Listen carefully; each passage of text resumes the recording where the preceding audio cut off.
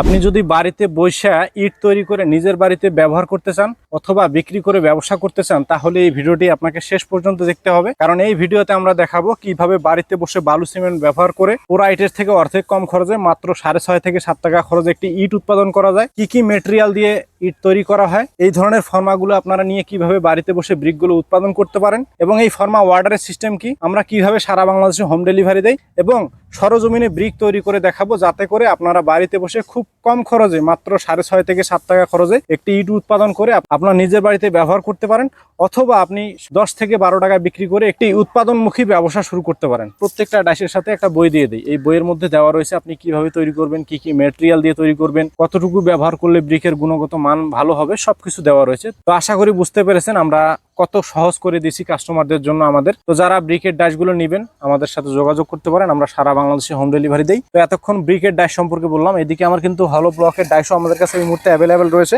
যেমন এটি হচ্ছে কংক্রিট হলো ব্লকের ডাইস, যার সাইজ হচ্ছে লম্বা 16 ইঞ্চি, উচ্চতা 8 ইঞ্চি, পাশে 4 ইঞ্চি, 2 ছিদ্র, 3 ছিদ্র, ডাবল, সিঙ্গেল বিভিন্ন ভেরিয়েন্টের ডাইসগুলো কিন্তু আমাদের কাছে হলো ব্লকের রয়েছে, সেগুলোও নিতে পারেন।